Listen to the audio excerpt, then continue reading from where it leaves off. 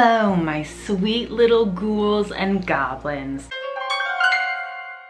My name is Jay. Welcome back to my channel, and guys, today I have a wonderful, wonderful rave review of Grady Hendrix, My Best Friend's Exorcism. Guys, by that intro, you already know that I freaking loved this book. If you watch my recent vlogs, I believe it's the first Summerween vlog. I'll link it down below just for your convenience.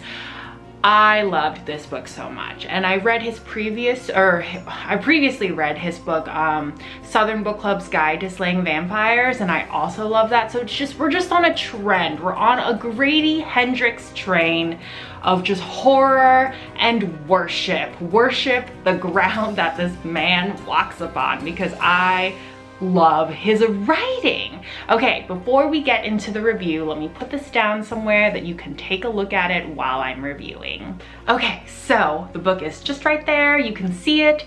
Let's get into the synopsis of this book. So if you haven't read My Best Friend's Exorcism by Grady Hendrix, this is about two girls named Gretchen and Abby. And Gretchen and Abby are the best of friends. They've been friends since they were young girls, and they are now in high school, and things are happening for them. And one fateful night, they decide to go on a little skinny dipping excursion, and Gretchen comes back not quite the same. And it's up to Abby to figure out if their friendship will stand the test against the devil. So right off the bat, there is just everything in this book is exactly up my alley. Possession, satanic panic. It's set in the 80s. It's set in the South too. This is in Charleston, South Carolina. The setting itself is just so good, and it was similar to Grady Hendrix' Southern Book Club's Guide to Slaying Vampires,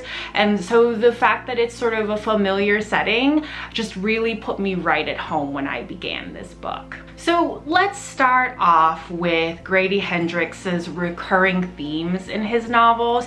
What I noticed specifically in this book and his book that I read previously is that there is a lot of sort of recurring themes. For example, in My Best Friend's Exorcism, we explore a lot of moments where there are women or girls just not being believed by other people, especially by men.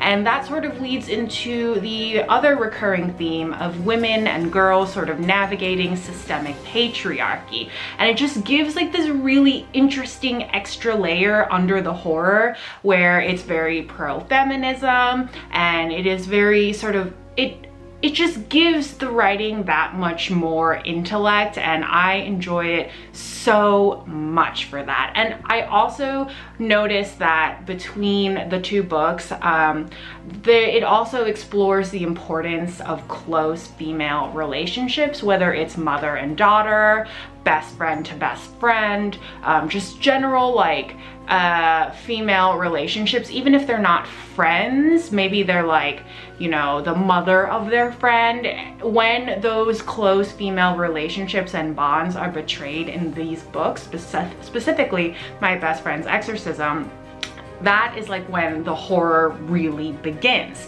So let's get into the horror of this book. So there are a couple moments in this book that really got me, and the first that comes to mind is when Gretchen comes back from the skinny dipping excursion, and she is just not the same, and things are just starting to happen to her, and she doesn't know how to explain it to Abby, and Abby is starting to just sort of like brush it off because she doesn't know how to explain it either. These are teenage girls. They're like 16, 17 at the most, and the most that they want to think about is passing their finals, getting a really cute date, getting the cutest boy to notice them, that sort of thing. Normal teenage girl things. Well, when Gretchen starts to experience these moments of like maybe something is wrong with her, it gets real intense. And I'm going to share with you just a moment in the book. It's not a huge moment, and I think that it's not necessarily a spoiler, but this is your warning just in case.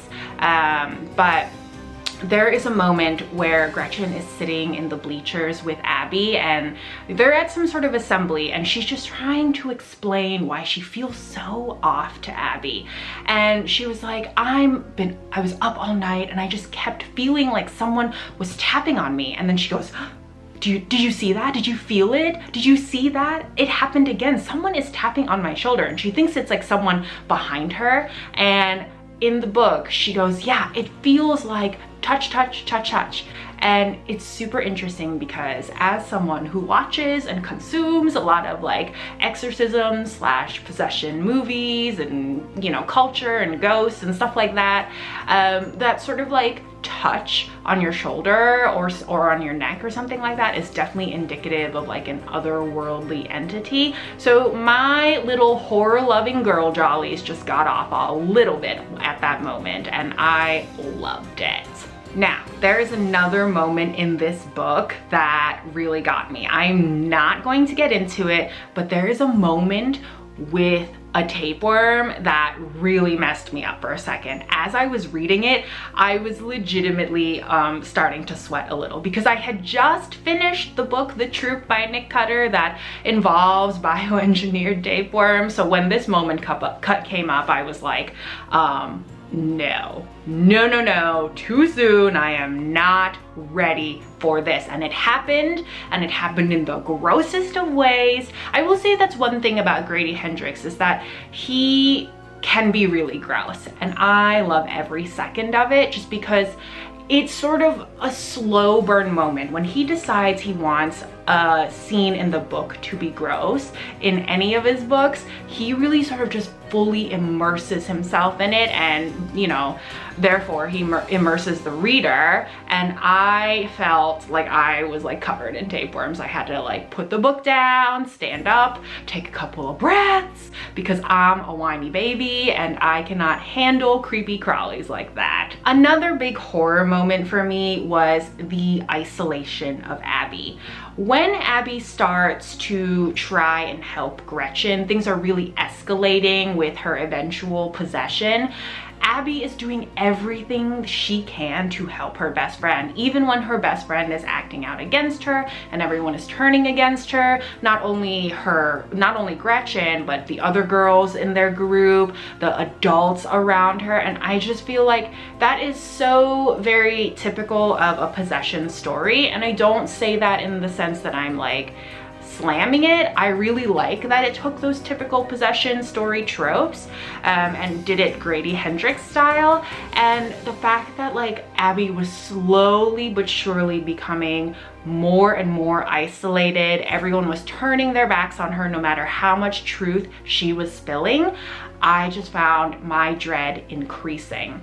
And it was sort of unbearable to read sometimes, because I can only imagine what it's like to feel like things are really dire in a situation and then go to everyone in your circle and try to tell them what's going on, and they just turn their backs and act like you're crazy. Like, that is actually horrifying to me. If I had to pick one real like horror in the book that really messed me up, it was the isolation of Abby. And that's just sort of how possession tropes work, because it's a demon or it's the devil. They really want to just isolate the person that they're possessing, and then also anyone that might endanger that possession. And it was just utter perfection in my opinion. So the last bit of horror that I sort of want to touch upon, and I won't get too much into it because it is far into the book, is the actual exorcism of Gretchen. Yeah, I can't get into it too much because I don't want to spoil you, but I felt like the scenes of exorcism were really interesting. And they were harrowing for Abby to witness and be as a bystander. And I just thought they were really interesting. And Grady Hendrix does not fail in terms of those moments of climax in the book. So I want to pick apart a couple interesting themes that I picked up in the book. And one of the biggest ones was the transformation of girlhood into womanhood. I feel like Grady Hendrix sort of explores this a lot in this book, especially because you're dealing with two teenage girls and their surrounding teenage friends.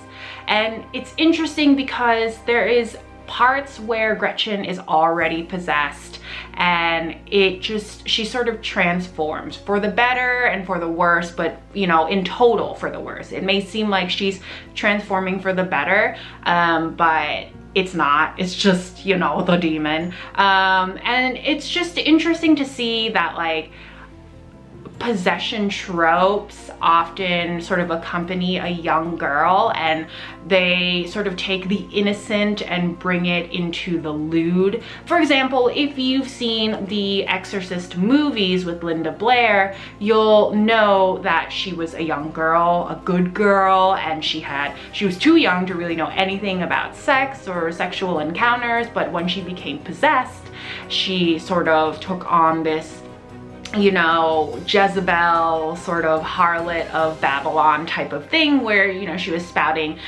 indecencies. And it was the same for Gretchen. She made sort of a similar transformation, and then because her possession sort of was affecting people around her in a lot of different ways, a few of the girls made a similar transformation, but it's always like the sort of the top of the hill in a roller coaster ride. The worst is yet to come. So it's really interesting that it's almost a commentary on how the wider public doesn't enjoy when women go from innocent to femme fatale, or just, you know, an adult female who has her own agency, is interested in her own body and how she's presented to the world, and just coming into her own sexuality. I think that's really interesting and a common trope in possession sort of stories.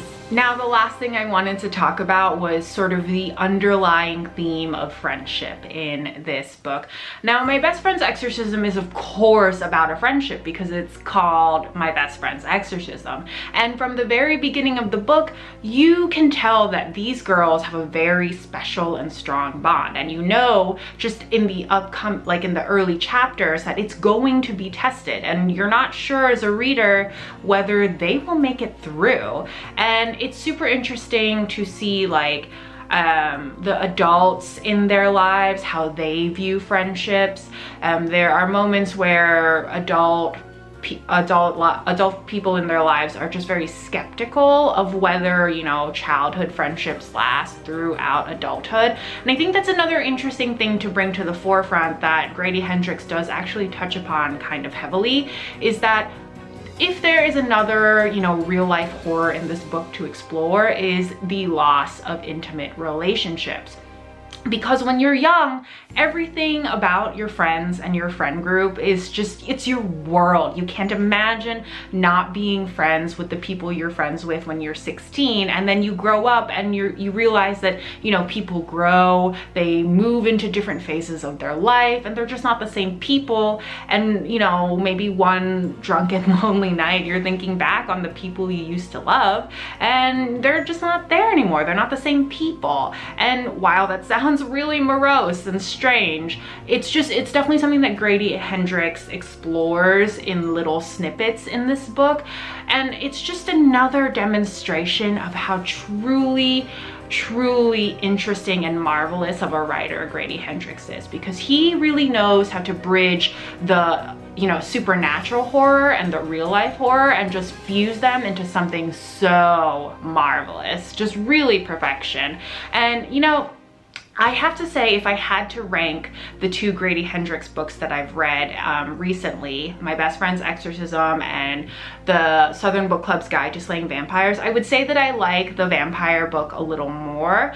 But the more that My Best Friend's Exorcism sort of sits with me, the more I realize just how excellent of a book it is and why so many people love it, because there's just so many moments between the supernatural scary parts that you're just like, that's deep, man. And I know that sounds so silly, but you know, that's horror to me. That's horror. Horror is supposed to bring out into the light the really scary parts of life and then sort of make light of them, make them a hyperbole. And I think Grady Hendrix does a really excellent job in his writing, and in My Best Friend's Exorcism particularly. Anyway, guys, You should already know by the end of this review that this is a 5 out of 5 star read for me, and I just had the best time.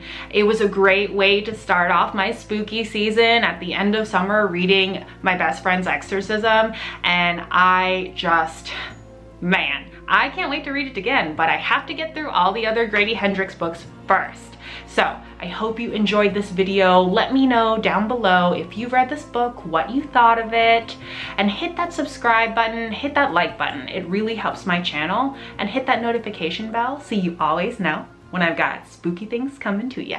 Bye y'all.